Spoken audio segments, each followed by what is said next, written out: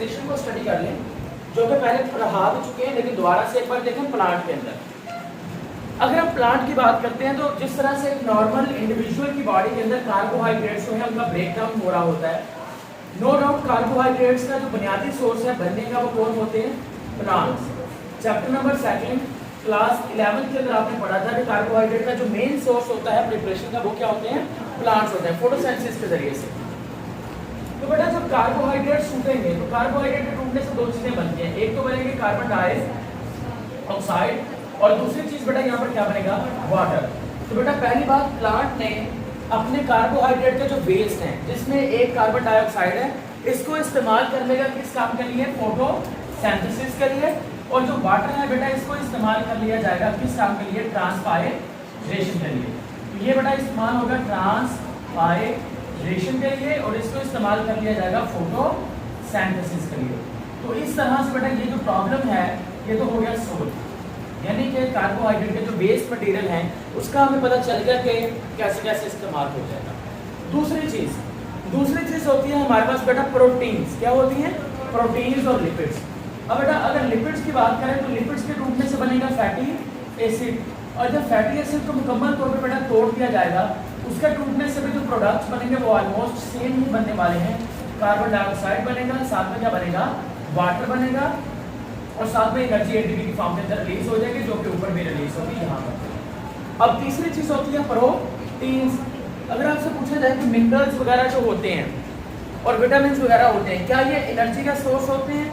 आपका आंसर होना चाहिए नहीं बेटा, ये एनर्जी का सोर्स नहीं होते।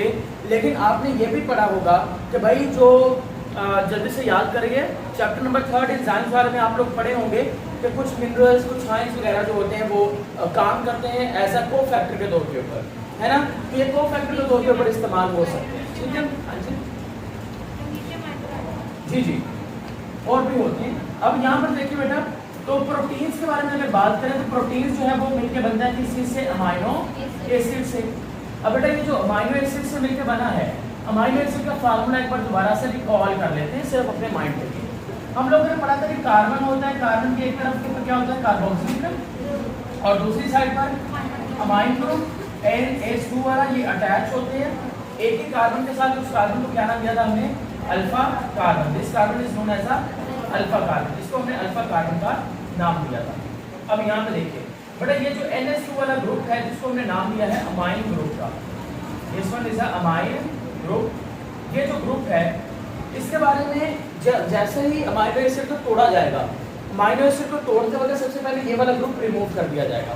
जब ये ग्रुप रिमूव करेंगे तो इसके रिमूवल को बेटा नाम दिया जाएगा डीएमीनेशन। क्या नाम देंगे?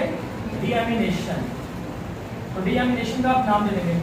अब उसके बाद ये जो ग्रुप है बेटा ये अलग हो गया इससे, प्रोटीन से, ठीक है, ये अलग हो चुका है। अब ये जो वेस्ट मटेरियल है ना, इसको रिमूव कैसे करना है? हमारी बॉडी में क्या था कि जो ऐसा वेस्ट मटेरियल था हम लोग उसको यूराइन के जरिए से रिमूव करते हैं डेली बेसिस के ऊपर, लेकिन प्लांट जो है वो डेली बेसिस के ऊपर रिलीज नहीं कर सकता। तो प्लांट जो है वो अपने इस वेस्ट मटेरियल को रिलीज करने के लिए चंद एक इंपॉर्टेंट मैकेनिज्म अप्लाई करता है। उनमें से पहला मैकेनिज्म या पहला जो ऑर्गन जिसका ये इस्तेमाल करेगा वो बेटा कौन से होते हैं? लीव्स। क्या होंगे? लीव्स रहने वाले हैं इसके बेटा। तो अब आप सब जानते हैं कि खज़ां के मौसम के अंदर प्लांट्स जो हैं वो क्या करते हैं? अपने पत्तों को गिरा देते हैं। हमारे यहाँ जो है वो इसको आशिकों की बर्बादी का मौसम भी कहते हैं। वो अजीब से लोग हैं, इस मौसम के अंदर जितने भी आशिक लोग होते हैं ना वो बड़े दिल बर्दाश्त बैठे होते हैं, कहते हैं पत्ते गिर रहे हैं, ये हो रहा है वो। ऐसा कुछ नहीं है, बंदा उनको समझाए कि भाई प्यार मोहब्बत वाली कोई बात नहीं है, यहाँ पर क्या हो रहा है वो वेस्ट मटेरियल को रिलीज कर रहे हैं। तो बेटा पता क्या होता है? इधर देखिए, इधर छोड़ो इसको, लीव्स के अंदर ये जो वेस्ट मटेरियल है, इन वेस्ट मटेरियल को स्टोर कर लिया जाता है। अब जैसे ही वेस्ट मटेरियल को स्टोर किया जाएगा तो बेटा लीव्स का जो कलर होगा ना वो चेंज होना शुरू हो जाएगा। पहले कलर क्या होता है लीव्स का? अब क्या होना शुरू हो जाएगा? येलो कलर के अंदर। ग्रीन कलर क्या होता है लीव्स का? क्लोरोफिल। और येलो कलर जो है वो क्लोरोफिल। अब देखें जनरली तौर पर लगेगा शायद क्लोरोफिल खत्म हो गया तो कलर क्या हो गया? येलो। नहीं, इसका मतलब ये होता है बेटा कि येलो कलर का मतलब ये नहीं है कि इसके अंदर क्लोरोफिल नहीं है, बल्कि इसका मतलब ये होता है कि ये जो पत्ता है इसके अंदर कोई हैवी मेटल वगैरह जो है वो बेटा यहाँ पर आ चुके हैं। ठीक है, हैवी मेटल्स या आयंस वगैरह जो हैं वो इसके अंदर डिपॉजिट हो चुके हैं, जिसके कारण वेस्ट मटेरियल और हैवी मेटल्स की वजह से इसका जो कलर है बेटा वो किस ग्रीन से क्या हो गया, येलो हो गया। लेकिन इसका हर किसी को मतलब नहीं है जो आप कंसीडर करेंगे कि भाई इसका मतलब ये मतलब नहीं सिर्फ। अब बेटा फिर क्या होता है, फिर पत्ते जो होते हैं वो ऑटम के मंथ में इसको गिरा दिया जाता है, और जब पत्ते ऑटम के मंथ में गिरेंगे तो हम इसको नाम देंगे एक्सक्रीटोफोर। क्या नाम देंगे? एक्सक्रीटोफोर। What is excretophore? आपने कहना है कि प्लांट जब अपने पत्तों को शेड करते हैं तो उनके जो वेस्ट मटेरियल है वो रिमूव हो जाते हैं। उस वेस्ट मटेरियल को रिमूव करने को क्या नाम दिया जाएगा? एक्सक्रीटोफोर का नाम दे दिया जाएगा।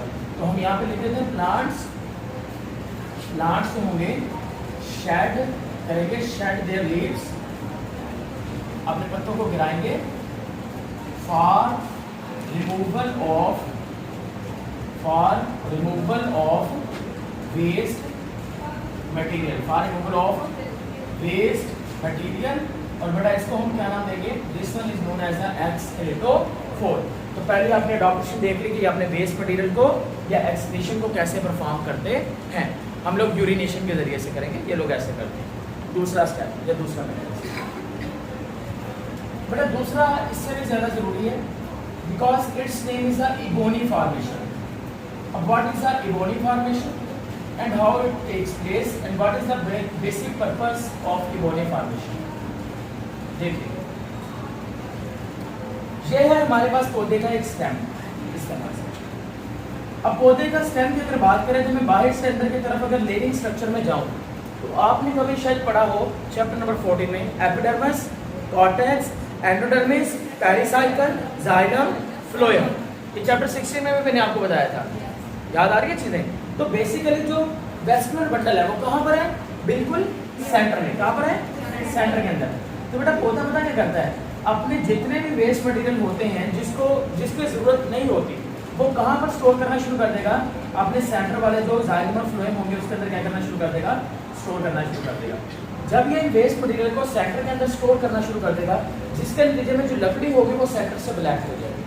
वो लकड़ी जब सेंटर से ब्लैक होगी उसको क्या नाम देंगे? Ebony formation. क्या नाम दिया जाएगा? Ebony formation. इसको आप लिखेंगे कैसे? आपने कहना है very dark and black would क्या लेंगे? डार्क वुड क्या लें? And black would is produce हो जाएगी, बन जाएगी एट सेंटर ऑफ स्टेम, और उसको आप नाम दे देंगे इबोनी फॉर्मेशन। वो असल में वेस्ट मटेरियल होते हैं। जैसा कि यहाँ पे देख लीजिए ये लकड़ी की चेयर के अंदर यहाँ पर भी आपको कहीं पे ये ब्लैक वगैरह देखने को मिलते हैं, है ना बेटा? एक तो रिंग्स नजर आ रहे हैं ये लकड़ी की चेयर में, एक तो आपको रिंग्स नजर आ रहे हैं जो लास्ट में मैंने आपको दिखाए थे। लेकिन सम टाइम आपने देखे होंगे जहाँ पर बहुत ही ज़्यादा ब्लैक होता है। जैसे कि ये इस चेयर को देखो, ये वाली चेयर, इसके जो नीचे वाली फट्टी लगी है वो बिल्कुल यहाँ से देखो, ये वाली बिल्कुल अलग है, ये बिल्कुल सेंटर वाले स्टेम से ली गई है। समझ आई बात? तो ये इसी वजह से ब्लैक आपको, और ऊपर वाले जो है वो वाइट है। समझ आ गया? तो बेटा इसको नाम देंगे इबोनी फॉर्मेशन। अब तीसरा स्टेप जो होता है या तीसरा जो इसके अंदर अडॉप्टेशन रहती है बेटा वो क्या होता है? वो होता है रूट्स के जरिए से। रूट्स बेटा ये पता क्या करेंगे? ये अपने वेस्ट मटेरियल को रूट्स के जरिए से कहाँ पर रिलीज कर देंगे? सॉइल के अंदर। Release into soil through roots के जरिए से बेटा ये सॉइल के अंदर रिलीज कर सकते हैं। और चौथी चीज अगर सेलुलर लेवल के ऊपर देखा जाए तो सबसे पहली बात जो एक्सक्रीशन होंगे, मैंने कहा था वो प्रोडक्ट जो सेल के अंदर प्रोड्यूस होते हैं। तो अगर सेलुलर लेवल की बात करें तो सेलुलर लेवल के अंदर बेटा इनके अंदर क्या होगा? वैक्यूल्स। क्या होंगे? वैक्यूल्स। बेटा वो जो वैक्यूल्स होते हैं ये उन वैक्यूल्स के अंदर वेस्ट मटेरियल को स्टोर कर लेते हैं। ये वो सामान चीज़ें आपने याद रखनी है जिसके जरिए से इनके अंदर एक्सक्रीशन हो रही है प्लांट्स। अब यहाँ से हमारे पेपर में कौन सी चीज़ पूछी जाएगी? हमारे पेपर में सिर्फ दो चीज़ें आएंगी, एक शॉर्ट क्वेश्चन ही कह रही थी। पहली चीज़ आएगी व्हाट इज एक्सक्रीटोफोर, और दूसरी चीज़ पूछेंगे what is ebony formation. Is it clear? तो आपने कहना है कि इबोनी फॉर्मेशन का रिजल्ट क्या होता है आपसे अगर पूछा जाए तो आपने कहना है कि इबोनी फॉर्मेशन का रिजल्ट कौन सी वुड है? हार्डवुड। कौन सी वुड होती है? हार्डवुड। तो हार्डवुड जो है बेटा वो किसके कॉन्सिक्वेंसेस में बनती है? Ebony formation. और हार्डवुड मैंने आपको बताया था लिविंग होती है, नॉन लिविंग होती है? Non living. इनएक्टिव वुड होती है, डार्क वुड होती है, सेंटर में पाई जाती है। तो ये जो है बेटा ये आप इसके अंदर इंक्लूड करते हैं।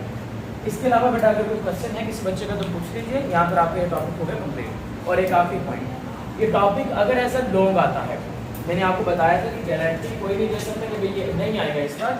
अगर ये टॉपिक ऐसा लॉन्ग आता है तो सबसे पहले आप क्या लिखेंगे, आप एक्सप्रेशन को डिफाइन करेंगे, ठीक है।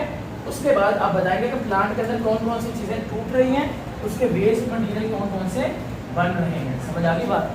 फिर आप बताएंगे कि ये जो वेस्ट मटीरियल है ये तो ऐसे रिमूव हो जाएंगे, लेकिन फिर आप बताएंगे कि जो प्रोटीन के वेस्ट मटीरियल हैं वो रिमूव करने के लिए इस मैकेनिज्म को सॉल्व करना पड़ेगा, ठीक है।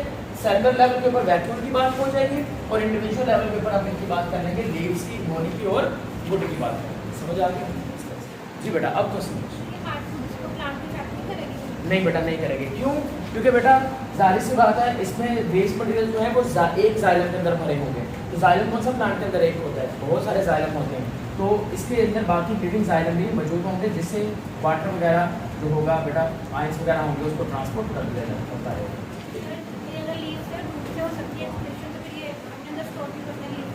हाँ उसकी रीज़न ये उसकी रीज़न होती है, देखिए कुछ सारे पौधे जो होते हैं बेटा वो अपने लीव्स सेट नहीं करते, पहली बात सारे पौधे अपने लीव्स सेट नहीं करते।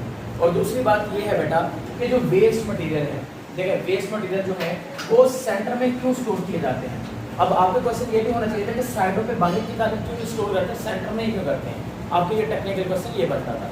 अब दूसरा क्वेश्चन जैसे कि आपने पूछा कि सर अगर लीव्स के जरिए से हो रही है फिर यहाँ पे स्टोर करने की जरूरत क्या है, क्योंकि बेटा पहली बात तमाम पौधे लीव्स शेड नहीं करते, दूसरी बात लीव्स के जरिए से उतना वेस्ट मटेरियल रिमूव नहीं किया जा सकता जितना कि करने की ज़रूरत है, इसी वजह से उनको मजबूरी का काम करना पड़ता है, सेंटर की तरफ करना पड़ता है।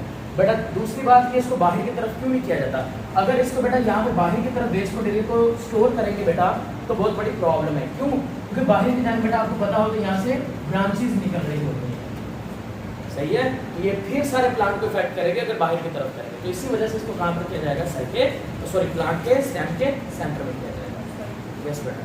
और